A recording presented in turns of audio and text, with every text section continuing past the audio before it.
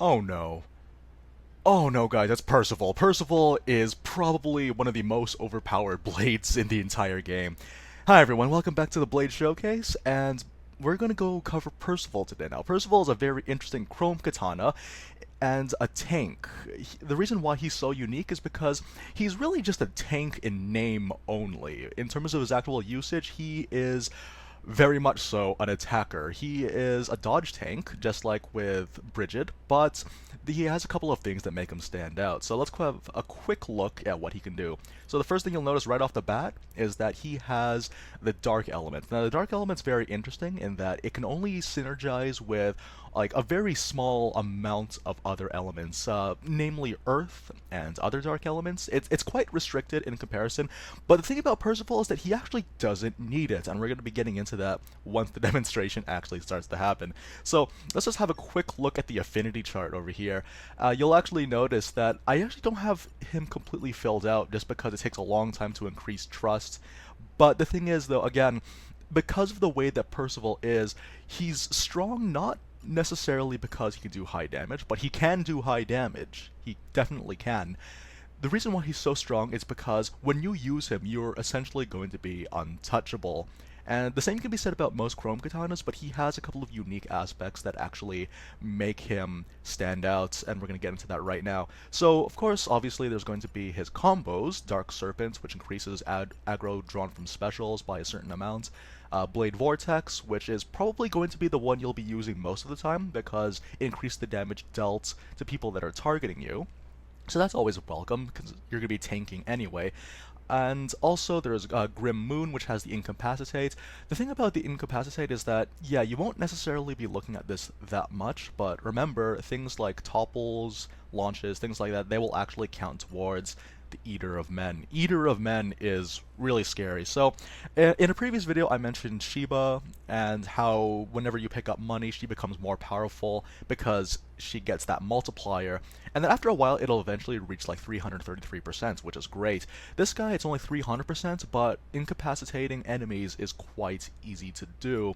So, like, realistically, it'll only take, like, a couple of incapacitations to get the max value. So, Percival is designed to be benefited by encounters that have a lot of adds in them, or being completely surrounded. Again, because you're the tank, you're going to have a lot of aggro on you, so that means that Blade Vortex is going to do more damage to those guys. And his ability to AoE, he doesn't, like, his arts, or the driver arts of the Chrome Katana, they're all single target, but it doesn't matter because you're going to be dodging quite often, and you're going to be seeing why shortly. Then there's Soul Sucker, which is quite nice. If you find that battles are becoming too drawn out, and again, like I mentioned earlier, you benefit from like boss encounters that have adds in them. Whenever you kill them, you immediately get an increase to your HP, which is really, really nice. Sorry, you restore HP by 60% at the current level that I'm at, but then eventually it becomes 75. So, like, you're just going to become unkillable. It's very, very, very useful. And yeah, then there's going to be Brandish. This is actually very random, but it's just an overall nice bonus to have. And of course, you have your passive field skills, which we don't need to get into right now. In terms of recommending his auxiliary cores, Affinity Max Attack is quite nice because you're going to be maxing out Affinity quite reliably with the build that we're going to be using. Again, it's not just the blade itself that's anything special, but it's also the accessories that you give to the driver. And in terms of the driver, I recommend putting Perceval on Morag. Since Morag is already designed to be a dodge tank, you get Bridget, and you can have any other tanks that you want. Just get that Master Defender going on. And I'll have a quick look at the accessories that we gave her. This is very, very important, and this is what's going to be the crowning jewel of this build. So we have the Star Cube, and the Star Cube is something that we get in the World Tree. You'll find it in Chapter 7. Actually, both these items can be found in Chapter 7. And this particular one, the Star Cube, it adds a 45% chance of attacking again after a successful auto attack. Because of the way that the Chrome Katana moveset works, you might end up finding that you're going to be doing auto attacks even though it doesn't look like you're doing them. So you're going to be constantly recharging your arts. You'll only be using maybe 2 arts at a time. I'll see what you mean, but for those of you guys that probably know by now, the Chrome Katana has a special move that actually makes you invincible while you're using it. So essentially what this is going to turn you into is sort of it's kind of like a cooldown invincibility button, if you will. And you're going to be using like that invincibility art, followed by another art, going back to invincibility. You will not be touched for a long time, meaning that all you need to do is just have healers on your team, and since you're taking all the aggro, they don't have to worry about dying. And the other one that we're going to be getting is Auto Balancer. This is just as important. The reason why is because you'll notice that when you're fighting against enemies and then, they're guarding and they deflect the attack, it slows down your recharge speeds. This doesn't matter anymore. Sure, yeah, you get the reduced damage because they're guarding, but it doesn't matter because you're going to be spamming arts anyway. All they're doing is just prolonging the inevitable. It's really, really good. So yeah, Morag is a good idea. You can have it on other characters if that's just how it was. The reason why I would recommend it on Morag is also because her Chrome Katana moveset comes with a smash ability. And that just means that if you find yourself in a team that has, a break, well, like her Bridget is able to break, and then let's say Rex goes for the topple, then Nia goes for the launch, and then or like Nia or Zeke go for the launch, and then Morag finishes off with the smash. That's very useful. It's the only Chrome Katana moveset that actually comes with that. So, that's enough talking about the build. This is Perceval, and oh man, I cannot wait to demonstrate to you guys how insane this person is. Obviously, when it comes to picking your weapons, just focus on your auto attack damage. Auto attack damage and critical rate are very important, but try to get auto attack the most often, because auto attacks are going to be your main source of damage in between spamming arts. So yeah, we're just going to cut the video and I'm going to quickly show you what exactly this guy can do. Alright, so here we are at the demonstration area. We're going to be fighting against the unique enemy of the Chamber of Offering. Now, for those of you guys that are unfamiliar with this stage, there are a couple of restrictions placed upon the player. Well, the first one is the fact that healing arts will be less effective. However, because of the way that Perceval works, whenever he kills an enemy, you get a huge health regeneration whenever an enemy dies. As well, the other restriction is the fact that you can't build your blade combo past stage 1.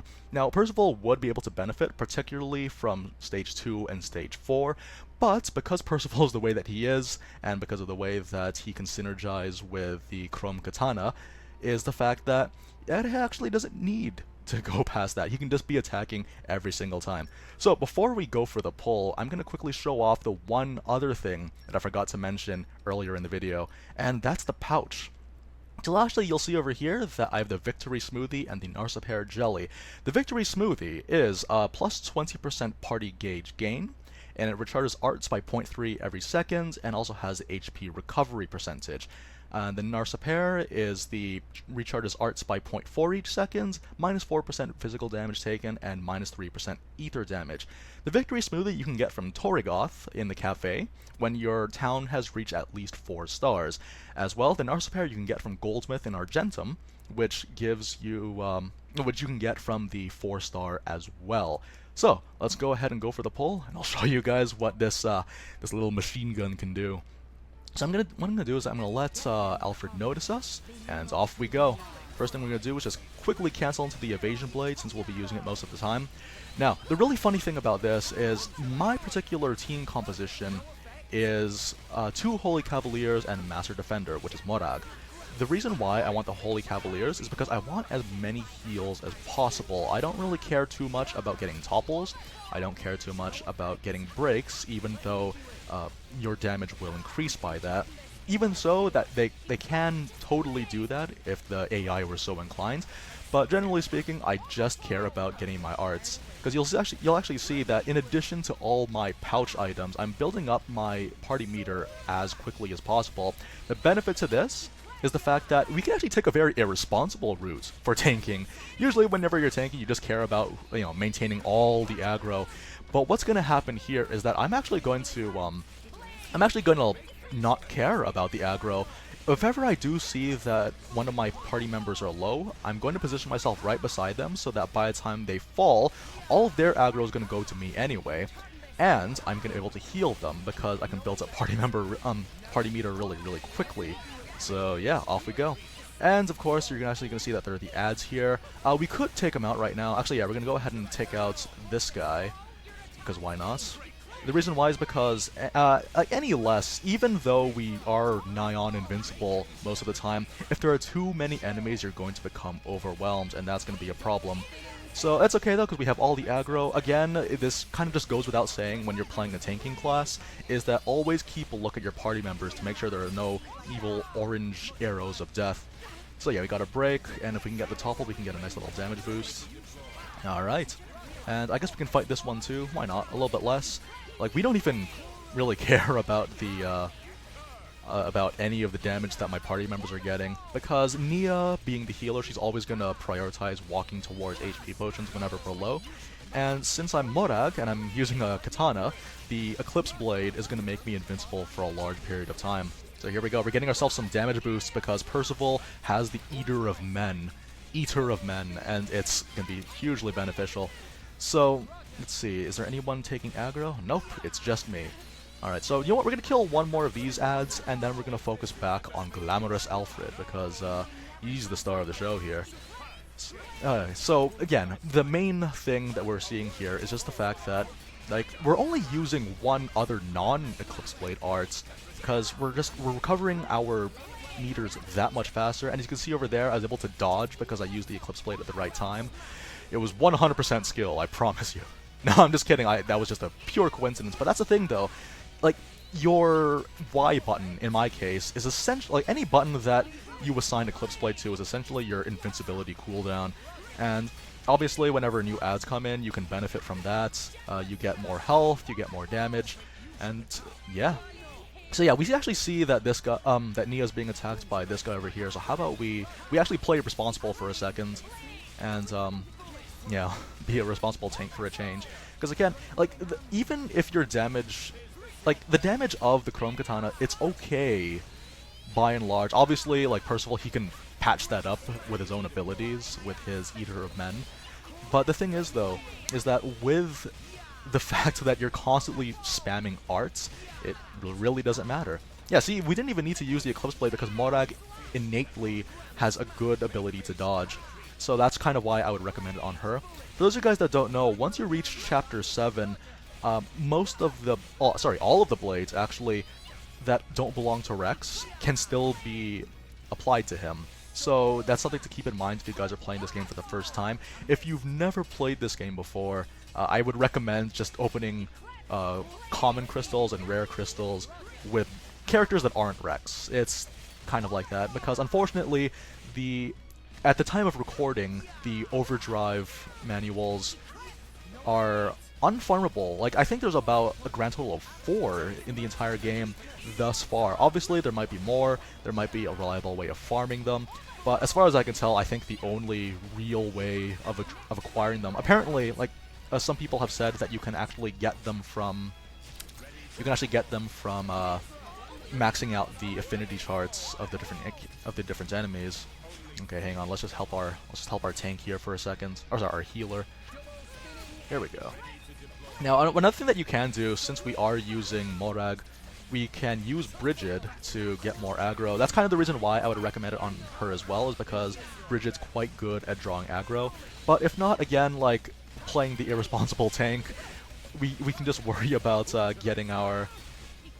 we can just worry about letting them faint, because our party meter, sorry, I'm a little tongue-tied today, is going to be refilling every time. Actually, I could just, pop the party meter right now and do a team chain attack, but that's okay. So here we go, we're going to go ahead and fell this enemy. We're going to get a big heal boost that we did not need because we have 2 healers on our team. Again, nigh on invincible. The only reason why you would die with this build is because you weren't paying attention. You were just kind of letting a large group of people get to you. And that's kind of what it is, though. Like, as long as you are around your enemies, or you're around your party members, you'll be able to benefit your entire party. Because look, like, it'll take us maybe 15 seconds to build up our meter back. That's not very much. Here we go. Now Rex has drawn the aggro, but it's straight back to me because I'm a master defender. And you can, of course, the overfall, you get the extra damage when you aggro an enemy. And you know what? This guy's weak to wind. Okay, so now it's cocoons. Usually my attacks would just bounce off, but I don't care because I have the accessory that completely cancels out that ability. And we're actually doing quite a bit of damage now at this point, just because we've killed so many enemies. We've toppled quite a few enemies at this point. So really, the more drawn out and the more adds there are in a fight, this is actually the perfect fight to this is actually the perfect fight to display Perceval's prowess. And usually this would be a much more challenging fight, again, just because when it comes to this particular stage, there's all those restrictions. Like I tried using Shiba and we completely got schooled, but Perceval makes the impossible possible. And if you guys unlocked Perceval early on in your game, then congratulations. You basically won. Anyways, guys, thanks very much for joining me for this showcase, and as always, I will see you guys next time. Take care, everyone.